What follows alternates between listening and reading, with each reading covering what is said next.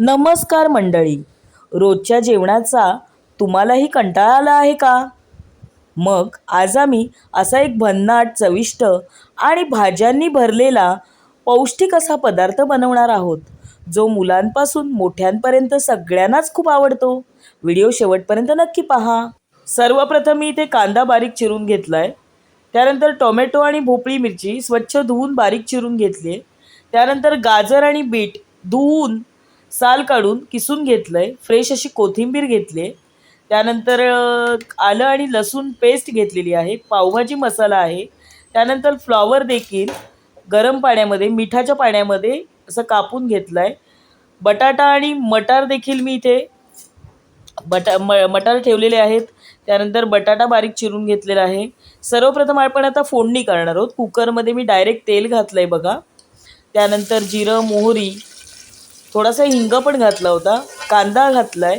आता कांदा आपण चांगला लाल होईपर्यंत परतून घेऊया. सोनेरी रंग येईपर्यंत परतून घेऊया. त्यानंतर आलं लसूण पेस्ट घातलेली आहे. थोडासा अंबारी ठेचा घातलेला आहे. त्यानंतर बघा टोमॅटो घातला आहे मी. आता टोमॅटो देखील चांगला परतून घेत आहे, जेणेकरून त्याचा कच्चेपणा दूर होईल. त्यानंतर भोपळी मिरची घातली, ती देखील अशा प्रकारे चांगली परतून घेत आहे. सगळ्या भाज्या व्यवस्थित परतून घ्यायच्या, सुरुवातीला भाजून घ्यायच्या. त्यानंतर गाजर, किसलेला गाजर या ठिकाणी मी या कुकरमध्ये घातलेला आहे. त्यानंतर बीट घातलाय पहा. आता व्यवस्थित असं परतून घेते हे सगळं साहित्य. आता यानंतर आपण बाकीच्या भाज्या देखील घालणार आहोत. सर्वप्रथम या ठिकाणी बटाटे आणि मटार घातलेला आहे मी. एक मोठा बटाटा आहे आणि पाव किलो मटार आहेत. त्यानंतर फ्लॉवर जो मिठाच्या पाण्यामध्ये ठेवला होता तो देखील या कुकरमध्ये घातलेला आहे. आता हे सगळे साहित्य म्हणजे या सगळ्या भाज्या आपण व्यवस्थित परतून घेणार आहोत. त्यानंतर फ्रेश अशी कोथिंबीर घातली आहे मी पहा. आता ही माझी पद्धत आहे करण्याची, म्हणजे अहोंनी मला शिकवलेली आहे.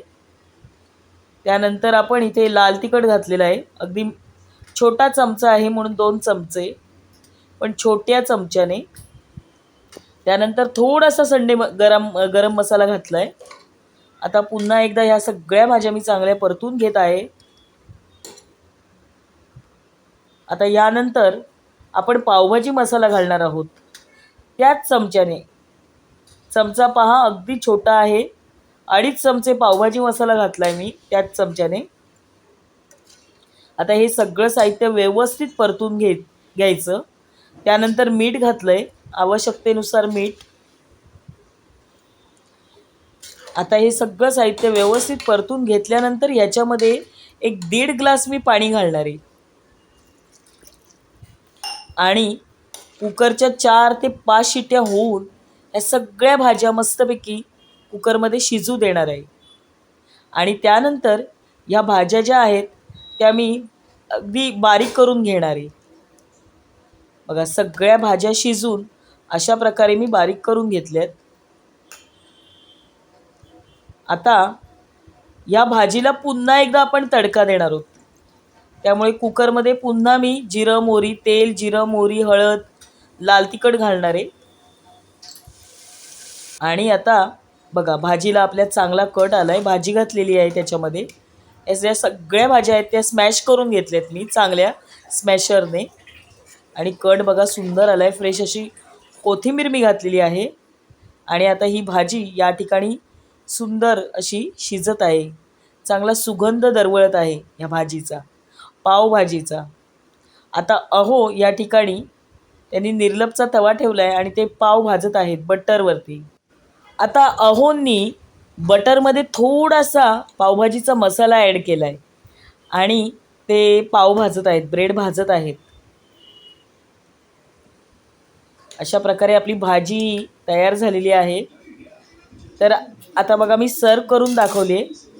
बटर घातलं आहे मी पावभाजीमध्ये. मस्त अशी कांदा, लिंबू आणि अशा प्रकारे सर्व केलेली आहे. तर अशी ही पावभाजी एकदा नक्की करून पहा. व्हिडिओ आवडल्यास व्हिडिओला लाईक करा, शेअर करा, तसेच चॅनलला सबस्क्राईब करा. धन्यवाद.